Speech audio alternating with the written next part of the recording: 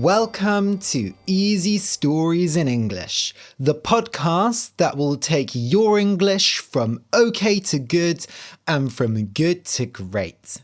I am Ariel Goodbody, your host for this show. The name of the story is The Red Book. I'll just explain some words that are in today's story. When you put lots of things together, you make a pile. P-I-L-E. For example, if you have lots of clothes in your room and you are very lazy, you might throw them on the floor. Over time, you will throw more and more clothes and they will make a pile, like a little mountain of clothes. A leaf, L-E-A-F, and the plural is leaves, L-E-A-V-E-S, is a small green thing that grows on trees.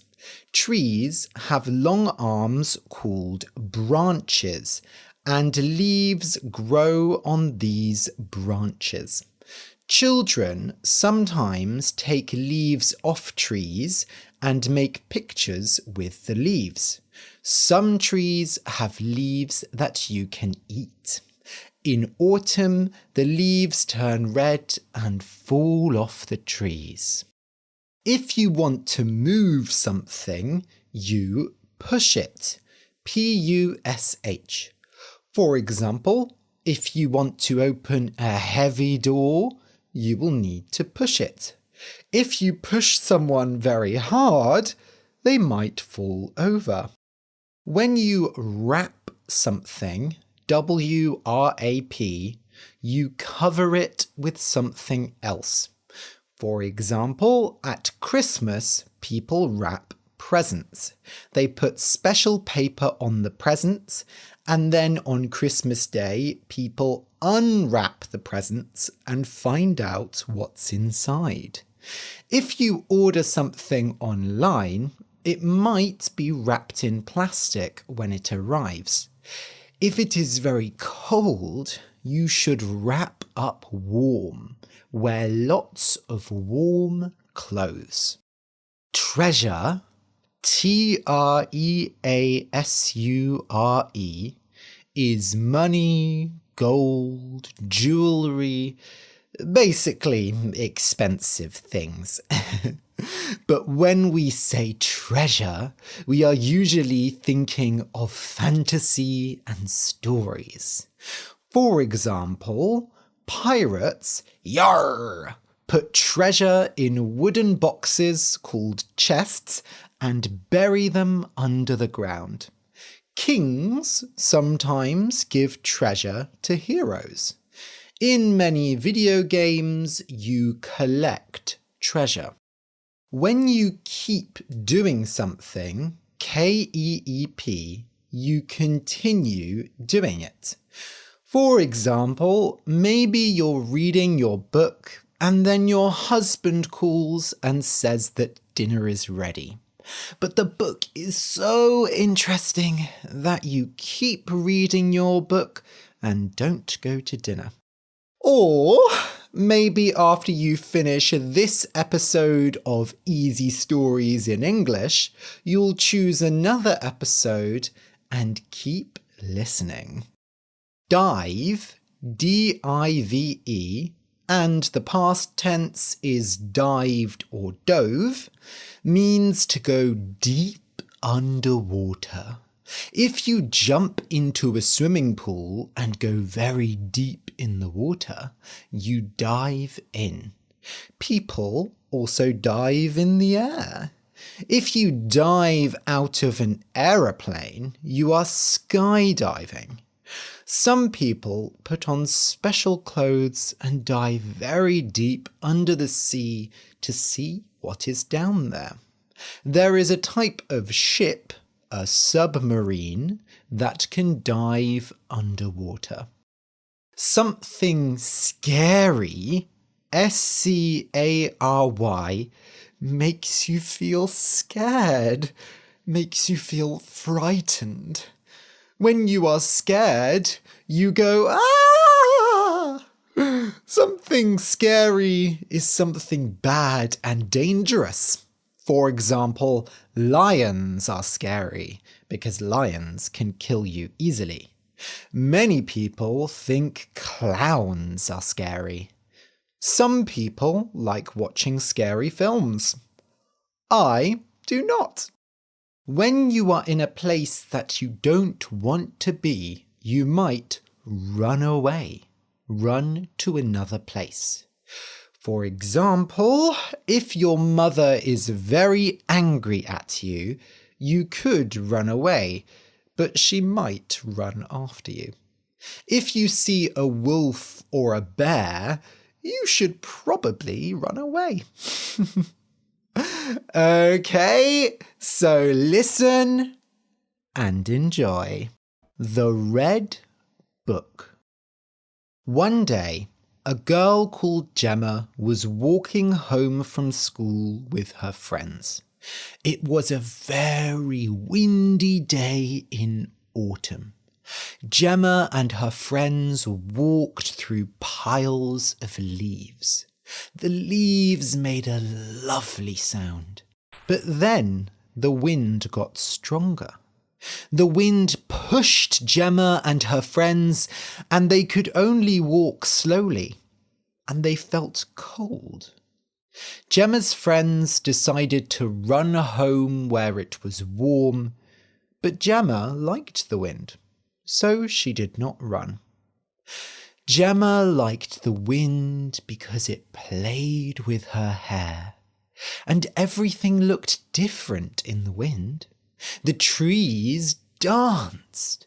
The leaves flew through the sky like birds. Sometimes the wind was very strong, and Gemma thought she might fly as well. Gemma was almost home, but then she saw something in a pile of leaves. At first, she thought it was a very red leaf. But then she saw that it was square, and she had never seen a square leaf before. She pushed away the leaves and saw the square thing was a red book. Strange, thought Gemma. Why would someone leave a book in a pile of leaves? It hadn't been there long, because it wasn't wet. Someone had wrapped the book in leaves. Maybe they wanted to keep it dry, but it would get wet soon if someone didn't take it. So Gemma picked up the book and put it in her bag. Maybe it belonged to someone at school and she could give it back. That night there was a big storm. The storm pushed down trees and pulled roofs off houses. Some of the trees fell on the roads and the railways. It was too hard for people to travel the next day, so there was no school. Gemma sat at home, bored. Her parents had to work, so they couldn't talk to her, and her brother's school was close to their house, so he had walked to school. Gemma was alone and had nothing to do. So she opened the red book. She thought it might be an interesting book with lots of pictures, but she saw it was a long book with lots of words. Still, she had nothing better to do, so she started reading. The story went like this. Once there was a little boy called Nye who lived on a boat. He travelled with his father, who sold treasure from the boat.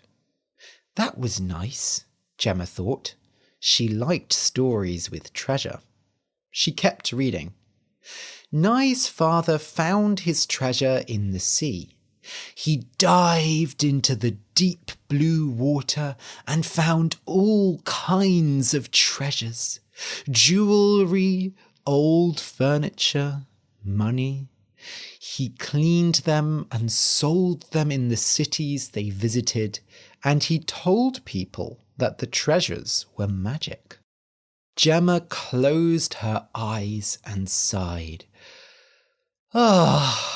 She wanted to live on a boat too. She was sure she would find strange, exciting treasures, not just red books. She kept reading.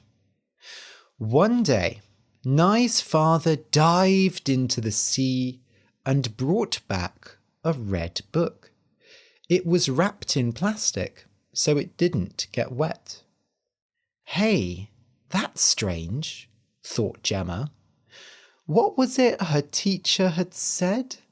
Fact is stranger than fiction. It meant that real things, facts, were stranger than stories, fiction. And it was true. She had found a red book wrapped in leaves, and there was a story in the book about a man who had found a red book wrapped in plastic. That was very strange. She kept reading. Nai didn't know how to read because he had grown up on a boat, but he really wanted to know what was in the red book. It had to be a very special treasure because you had to learn to read to understand it. Nai's father didn't care about the book and wanted to sell it, but the boy cried and told his father he really wanted to learn to read so he could read the book. Nai's father said, "Fine, it probably won't sell for much anyway. Who wants books?" And he dived into the water to find more treasure. For years, Nai looked at the book every night. He touched the words, tried to understand them, but he couldn't teach himself to read. Sometimes, when they were in a city, he asked other children to read the words to him. He didn't know if they were correct or not, but he remembered which words were which, and at night he said the words to himself. Nai knew what most of the words meant, leaf and wind, but there were also words he didn't know, like Gemma. "You all right, honey?" Gemma jumped off her chair. Oh, it was her mother. "I brought you a cup of tea," said Gemma's mother. "What are you reading?" "Oh, just a book I got from the school library," said Gemma. "Is it scary? You jumped when I came in." Gemma laughed and closed the book. "A bit."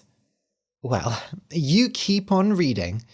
It's great to see you're interested in books." Gemma's mother left, and Gemma kept reading, forgetting about her cup of tea. When Nai grew older, he saw that all the other children knew how to read. He asked if he could stay in a city for a while and learn to read, but his father always said no. "I need you, Nai. I'm growing old, and soon I won't be able to dive myself." But Nai didn't want to dive for treasures until he was old. He found the treasures so boring now, because he saw all the interesting things that people in the cities could do. So one night, Nai ran away. He wrapped the red book in its plastic and ran away into one of the cities. For months, Nai tried to learn to read, but living in the city was much harder than he thought. He was big now, and adults didn't like him. Nobody wanted to take him inside when it rained, and he had no treasures to sell for food. And when he told people he wanted to learn to read, They looked at him and laughed. But Nye never lost the book. Sometimes people asked to buy the book from him, but he wouldn't sell it. The red book was more important than food. When it rained, he wrapped the book in plastic. He could get wet, but the book had to stay dry. One day, Nye met an old woman who had bought an old library. "This place is full of treasures," she said. "Beautiful old books, but they're old and wet and they need help. Will you work here and help me look after these books?" "Of course," said Nye. He couldn't read, but he wanted to work with books. And he worked hard. He moved the books and cleaned the library. When the books were dry, he put them on the shelves. The old woman said that Nye did a good job and she paid him well. She was interested in his red book, but she never asked to see it. When the old woman learned that Nye couldn't read, she said, "I'm going to teach you. I don't care how long it takes. Everyone should be able to read." And so, morning and night, the old woman sat with Nye and taught him to read. At first, they were only simple stories for children. But he learned quickly, and soon he was reading beautiful stories for adults. They really were treasures. There were so many beautiful stories in the world, so many lives that Nye didn't know about before. Sometimes he read stories that were like his life, and sometimes he read stories that were completely different to his life. But Nye was sad. "I couldn't read for so many years," he said. "There are so many books I want to read, but I'll never have the time." "There is always time," said the old woman. "And every time someone reads a story, it's new. You read the words in the book, but you draw a picture in your head. So you have drawn pictures that no other people could draw." Nye didn't agree with her, but he said nothing. This woman had given him everything. When Nye was ready, he opened the red book. "Gemma!" Dad was calling from upstairs. Gemma didn't listen. She had to finish this story. She had to know what happened. The story went like this. One day, a girl called Gemma was walking home from school with her friends. It was a very windy day in autumn. Gemma and her friends walked through piles of leaves. The leaves made a lovely sound. But then the wind got stronger. Gemma gasped. The story was telling exactly what had happened to her yesterday. "Gemma!" called Dad more loudly. "I need your help! Come up here!" Gemma didn't hear him. She kept reading, moving quickly. The story talked about finding the red book in the pile of leaves, bringing it home, and... So Gemma opened the red book. She thought it might be an interesting book with lots of pictures, but she saw it was a long book with lots of words. But she had nothing better to do, so she started reading.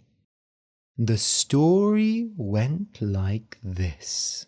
Nye yawned. What time was it? He had been reading for hours, not moving.